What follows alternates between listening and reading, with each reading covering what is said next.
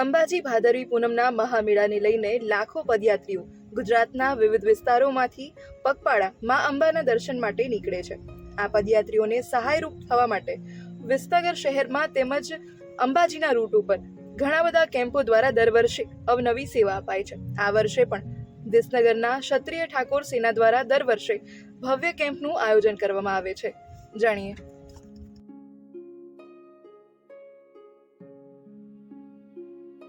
ગુજરાત ક્ષત્રિય ઠાકોર સેના વિસનગર દ્વારા છેલ્લા 6 વર્ષથી અમે આ સેવા કેમ્પનું આયોજન કરીએ છીએ.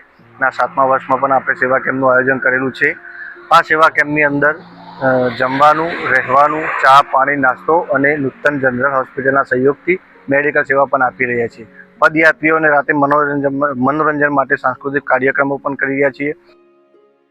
દર વર્ષે ભાદરવી પૂનમના મેળામાં ગુજરાતભરમાંથી લાખોની સંખ્યામાં પદયાત્રીઓ અંબાજી તરફ આગળ વધે છે. અમદાવાદ, ગાંધીનગર, વડોદરા, સુરત, નર્મદા, ભરૂચ સહિતના અનેક જિલ્લાઓમાંથી આવતા સંઘો તેમજ એકલ દોકલ યાત્રાળુઓ વિસનગર થઈને પસાર થાય છે. આ લોકો માટે સેવા કેમ્પો અંબાજી જતા સુધી હોય છે. આ વર્ષે પણ આવી રીતે વિવિધ કેમ્પોની તૈયારીઓ શરૂ છે. અને આ સેવા કેમ્પમાં આ વખતે પ્લાસ્ટિક મુક્ત સેવા કેમ્પ પણ રાખેલો છે. અમે શું કહેશો આવનાર ભાવિ ભક્તો માટે? ભાવિ ભક્તોને અમે વિનંતી કરી છે કે અમારા સેવા કેમ્પનો મુલાકાત લે અને અમારી સેવાનો લાભ લે. આ સેવા કેમ્પ કઈ જગ્યા પર આવેલો? આ સેવા કેમ્પ વિસનગરથી 2 કિલોમીટર દૂર કડા ગાંધીનગર હાઈવે પર આવેલો છે. આ વર્ષે પણ દર વર્ષની જેમ વિસનગર શહેરમાં અનેક સેવા કેમ્પો ગોઠવાય છે. ખાસ કરીને ગુજરાત ક્ષત્રિય ઠાકોર સેના દ્વારા છેલ્લા 5 વર્ષથી સતત આ સેવા કેમ્પોનું આયોજન કરવામાં આવી રહ્યું છે. આ વર્ષે પણ પદયાત્રીઓની સુવિધા માટે કડા રોડ પર વિશાળ કેમ્પ ગોઠવાયો છે.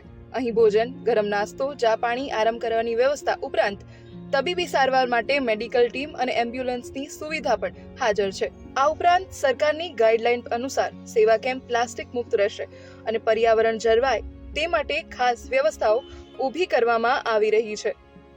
પદયાત્રીઓનો થાક ઉતરી જાય અને તેઓને ઉત્સાહ મળે તે સેવા કેમ્પમાં સાંસ્કૃતિક રંગત પણ ઉમેરવામાં આવી છે. ગુજરાતના જાણીતા કલાકારોના લાઈવ ગરબા, ભજન, સંગીતના કાર્યક્રમો આ વર્ષે યોજાનારા છે. દર વર્ષની જેમ હજારો યાત્રાળુઓ માટે વિસનગરમાં વિશાળ તૈયારીઓ થતી આવી છે. તેમ આ વર્ષે પણ સ્વયંસેવકો દ્વારા પાણી, નાસ્તો, આરામની જગ્યા અને માર્ગદર્શન જેવી સુવિધાઓ પૂરી પાડવા માટે અલગ અલગ ટીમો કાર્યરત રહેશે. ટ્રાફિક નિયંત્રણ માટે પણ ખાસ વ્યવસ્થાઓ કરવામાં આવી છે.